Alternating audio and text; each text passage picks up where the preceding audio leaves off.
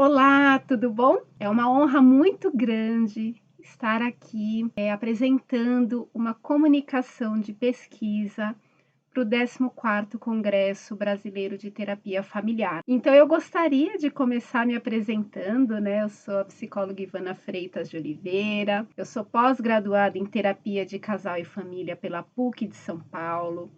Eu estou agora pegando o meu diploma, né, da minha segunda pós-graduação em terapia cognitiva comportamental. Eu sou idealizadora do Espaço de Bem-Estar e Saúde Ciclo Vital em São Paulo e Jundiaí.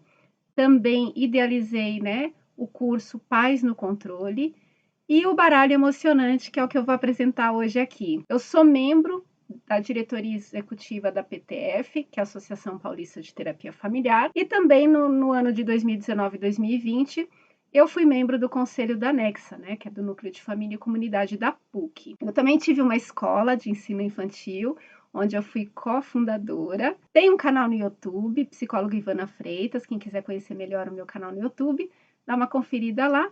E aqui tem os meus contatos no Instagram e Face. Eu vou trazer para vocês como foi o processo do meu TCC, falando sobre o baralho emocionante, uma adequação do baralho dos sentimentos como um instrumento de ampliação das conversações e laços familiares, que foi apresentado na minha pós-graduação no Núcleo de Família e Comunidade da PUC, na NUFAC. Antes de apresentar o baralho, eu queria dizer o que me motivou, né, fazer esse instrumento. Eu acredito que todo mundo aqui, né, fez a ludoterapia, sabe o quanto que a criança aprende através da brincadeira, o quanto que ela consegue expressar, né, de uma forma segura e natural os seus sentimentos, os seus pensamentos, os seus comportamentos e experiência. Então, a ludoterapia, ela decifra essas expressões da criança. Então, ter recursos, né, que beneficie o reconhecimento das emoções, potencialize essa expressão através da brincadeira, foram um fator motivador para que eu produzisse esse baralho. Principalmente porque o brincar, ela auxilia no desenvolvimento da atenção, da memória, da imaginação, da coordenação, da socialização, que as crianças realizam através dos estímulos, né, da brincadeira, da imitação e da fantasia. E os jogos e as brincadeiras, eles permitem que a criança libere a tua tensão, a frustração, a insegurança, inclusive a agressividade, medo, e tudo isso de uma forma lúdica, sem ela perceber que tem todos esses sentimentos guardados. Então, a ludoterapia, ela torna-se essencial para lidar com as dificuldades de aprendizagem, com a insônia, com pesadelos, com a gagueira, com a timidez, com os desvios alimentares, depressão infantil ou qualquer tipo de comportamento inadequado. E Vygotsky, né, ele falava que a criança aprende muito quando ela brinca. Então, na verdade, em vez dela estar só apenas se distraindo, gastando energia, a brincadeira, ela é uma importante ferramenta para o seu desenvolvimento cognitivo, emocional, social e psicológico. E aí a gente tem um pouquinho as 5 habilidades de Goleman, da inteligência emocional, que é importante salientar, tendo em vista que o objetivo desse jogo é o autoconhecimento emocional, é aprender a controlar as emoções, ter automotivação, é saber reconhecer a emoção também nas outras pessoas, e isso ajuda nos relacionamentos interpessoais. E Darwin já falava que a expressão das emoções básicas, elas são de extrema importância para a comunicação não verbal. Por quê? Porque são expressões universais que independem da cultura e da língua. Todo mundo conhece quando alguém está triste, quando alguém está bravo, quando alguém está com vergonha, né? Tudo isso fica muito claro quando a gente aprende a reconhecer essas emoções que não são ditas, são apenas expressas por meio de ações e gestos, tom de voz, expressão do rosto. E aí eu vou trazer um pouquinho, né, 3 autores que eu acho que são importantes citar aqui, o quanto que os jogos têm uma grande importância na terapia familiar individual. O Winnicott, já em 79, ele fala dos benefícios do jogo porque ele promove o desenvolvimento da autoestima, da imaginação, da cooperação, da socialização, da confiança, do respeito e também ajuda na aprendizagem dos limites. Já o Andolph, em 1989, ele utilizou o jogo para engajar a família e o terapeuta dentro das sessões. Então, para ele, né, o lúdico é uma forma de promover uma interação nos relacionamentos entre adulto e a criança também. Já a Galano, né, em 2005, que inclusive eu tive a honra de ser orientada por ela nessa minha monografia, ela fala que o jogo ele abre um espaço para que as pessoas possam explicitar os sentimentos que originaram as suas ideias e os seus valores. E por que eu montei esse jogo? Eu encontrei algumas dificuldades na clínica. Primeiro, era o alto investimento nos materiais lúdicos.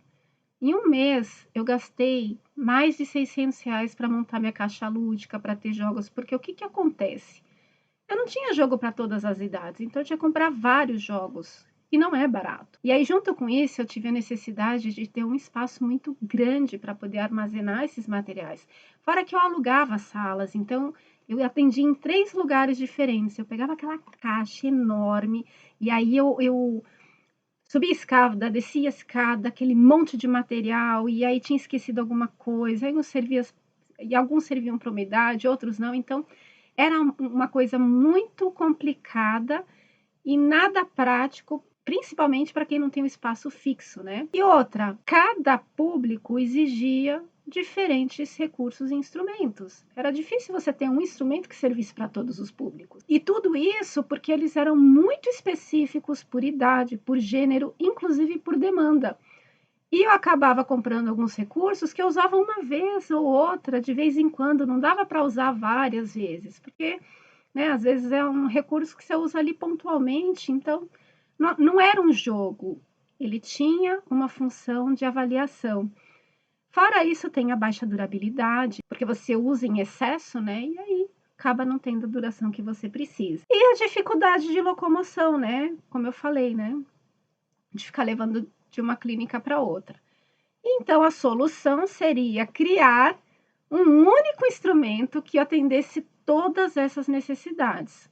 Algo que fosse prático, que fosse bonito, que fosse durável, que fosse leve, discreto e que também tivesse a sua eficiência para qualquer tipo de público. E aí eu fiz um projeto piloto. Esse projeto piloto, eu vou até pegar aqui para vocês verem. Meu marido trabalhava com uma empresa que vendia placas. Em casa sobrou esses materiais, que é um acrílico redondo. E aí eu fiquei pensando, poxa, esse material é bem resistente, né?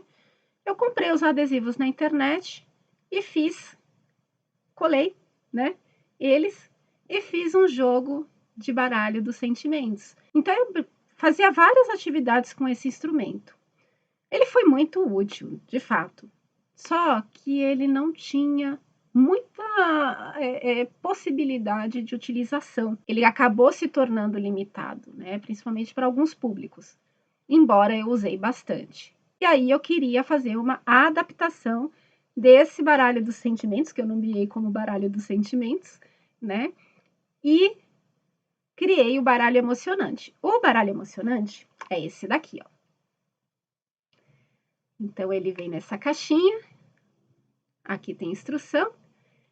E dentro ele tem 58 cartas coloridas, frente e verso. Ele é feito em PVC, ou seja, ele é resistente à água e também a maços. Tem essas medidas, né? 5,8 por 8,9. E ele vem com uma carta informativa, né? Falando um pouquinho da história desse baralho.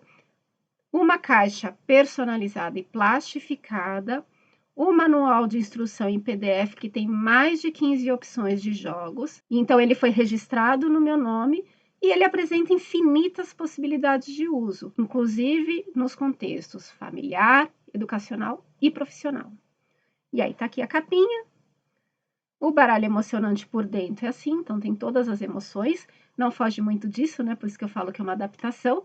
Mas aí, eu pedi para personalizar, falei o que eu queria e ficou dessa forma. Então, o baralho emocionante, ele é uma experiência da criação e também da aplicação dele como instrumento que estimula conversações, que ajuda a reconhecer as emoções e também na externalização de sentimentos.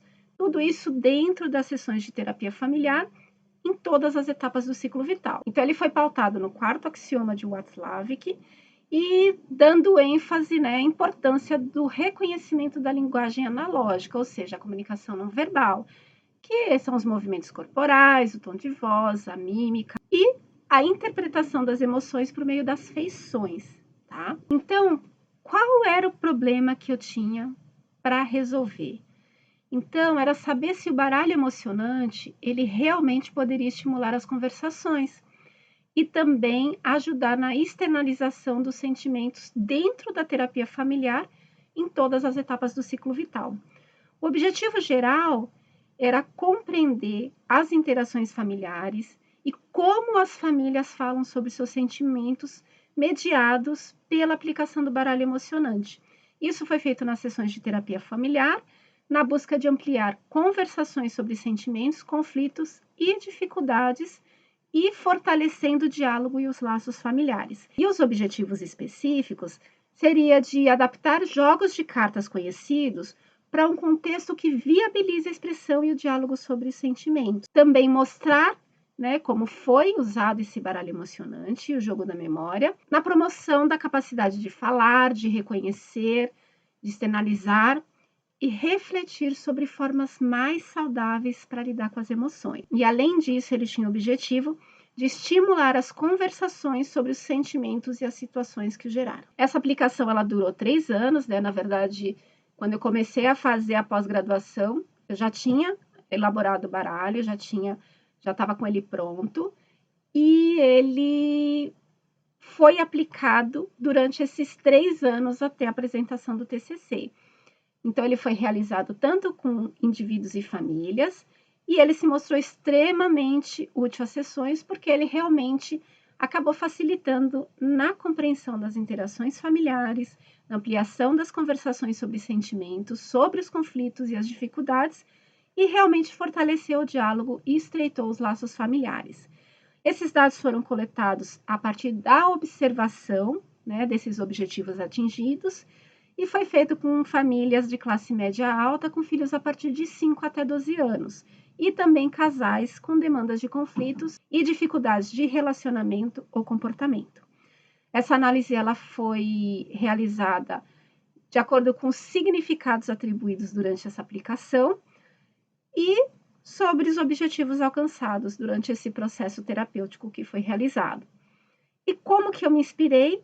Através do trabalho psicoeducativo que eu fazia em escola, né? Porque desde a adolescência eu trabalhava com a minha mãe é professora, e eu ajudava ela nos trabalhos. Então, a minha mãe sempre foi minha musa inspiradora, tanto de criatividade, quanto de inteligência, quanto de ética. E também da minha experiência de gestão e direção de uma escola da Zona Sul de São Paulo, né? De ensino infantil, e também das minhas heranças familiares, onde a nossa família inteira, por parte da minha mãe, virava a noite jogando baralho. Aqui tem um pouquinho das regras e instruções, eu não vou falar disso, porque tudo isso vem no manual em PDF. Você pode jogar de 2 a 8 pessoas e a partir de 4 anos de idade, tá? Então, aqui tem os objetivos terapêuticos, enfim. Claro, você pode pausar o vídeo e ler com calma, tá bom? Então, apesar dele ter sido elaborado com a finalidade de ser aplicado em sessão, esse baralho ele se mostrou extremamente eficiente como uma forma de brincadeira apenas. Então, você pode fazer no contexto familiar, no contexto escolar, de uma forma lúdica, não necessariamente terapêutica, porque realmente ele ajuda a criar vínculos, a falar sobre os sentimentos e promover o diálogo e reconhecimento das emoções em si e no outro. Então, caso alguém se interesse, né, de repente adquirir o baralho, ainda tenho algumas unidades disponíveis, eu vou deixar o link, né?